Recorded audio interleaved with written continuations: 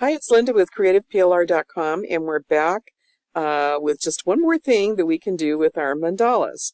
And I know I've showed you this trick before, but when I'm working with mandalas, there's an extra step that we need to do. So I inserted a shape, and I've got on this slide, I'm going to insert the same shape. And this is a regular shape in PowerPoint, and I like using these shapes because I can make them really wide. I can make them tall and narrow. I can change the look of the final product just by changing the dimensions a little bit, and it works really great. So this is a regular shape, and if I had a rectangular coloring page, I would just go ahead and fill it and it would work great. But I don't. I have a round coloring page. And if I put a round coloring page in this heart, what it does is it cuts off. It fills the whole page and it cuts off. Now, could I adjust it? Yes, I could go into picture format and I could adjust it slightly, but it's so much easier just to do it this way. So I've got my shape, and what I'm going to do is I'm going to insert my picture. And when I'm using a mandala, I want to make sure that I choose a picture that's got an interesting middle. So if I've got something with a hole in the middle like this one, it's not going to be very attractive because that center is going to be in the middle of my shape. So I want something that's got a really exciting middle. And we can try it out. We can say, oh, I kind of like that one. Yeah, that looks good. And we can make it a little bit bigger so it's going to cover the heart.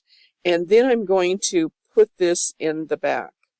Now you're probably thinking, why'd you put it in the back? You want to put it on top. You'll see. So now I've got a regular shape.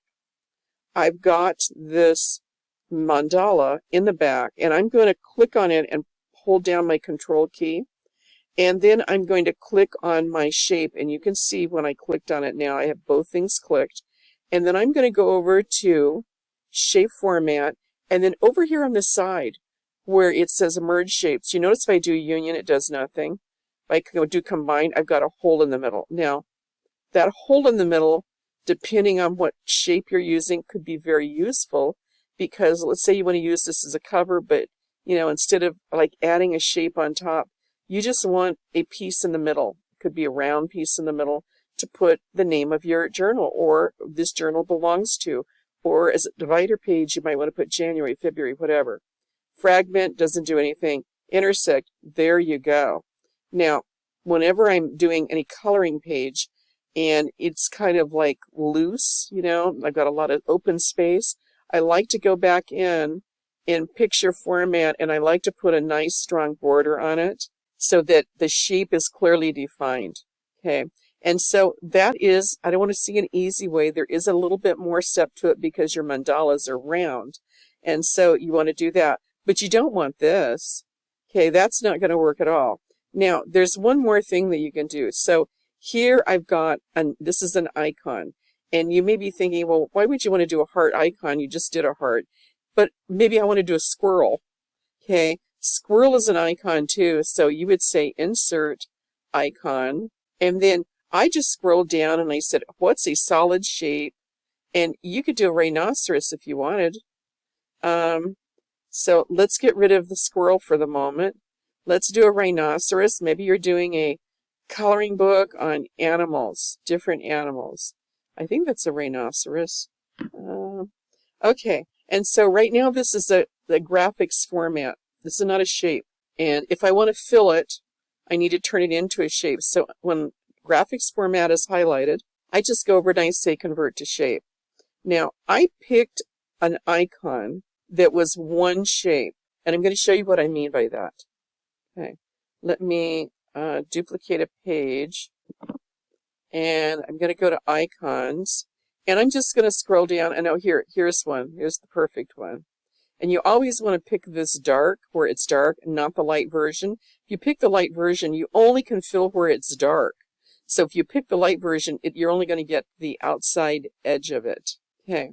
And so I'm going to make this bigger so you can see. And this acorn is in two pieces, which is, not a problem.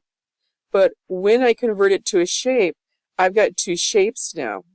Okay, and so I might have to, I can either put the shapes really close together, attach them and merge them. I could leave them like that, or when I'm going to add something to them, I need to make sure they're both highlighted so it both goes in. Okay, so let's go back to our rhinoceros because I kind of like that. It's either that or it's a buffalo. Maybe it's a buffalo. And so I'm going to, yeah, you can drop me a line and say if you think it's a buffalo or rhinoceros. I'm not quite sure which. And so I've already made it into shape. And so now I'm going to go do just what I did before. I'm going to find my picture, and I want something that's got a nice center to it. Okay, I don't want something with a hole in the middle. If I have something with a hole in the middle, that space is going to be, it's just going to be an empty space in the center. And so I want something maybe like that. And I like it, see it covers up the whatever that animal is.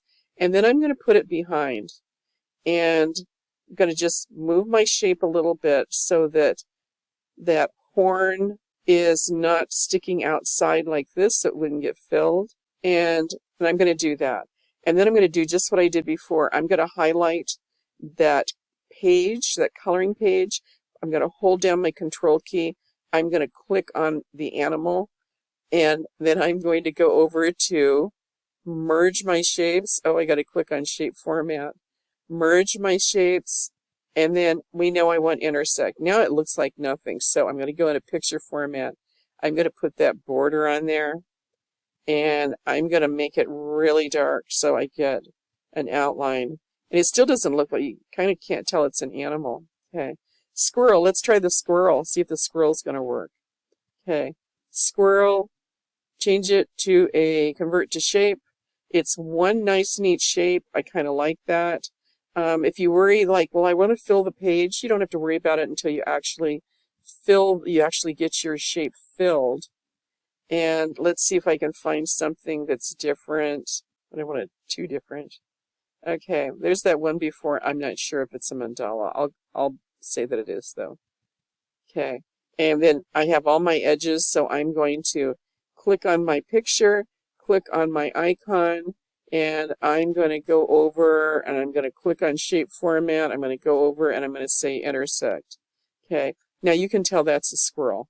Okay, I know somebody's going to drop a comment and say that's not a squirrel, that's something else, but I think this one's a squirrel.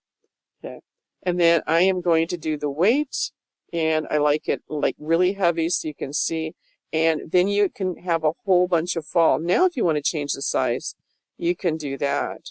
Okay, and it won't affect. If I made my squirrel too big to begin with and then tried to fill it, it might cut off my mandala. Okay, the other thing you want is like when you're filling a shape, you want to make sure like these endpoints that it's filled with something. So if on this tail, if it had just hit, if it was really a lacy image and it just hit, you'd look like you're missing part of your tail. Okay, so I did a 4-leaf clover earlier to show you that you got to be really careful of the design that you use on a 4-leaf clover. You got to be very careful that this one was spiked, had leaves on it, you know, for the outside edges, and it wouldn't fill correctly. Okay, but I did make it work with another design, so it does work. They all work.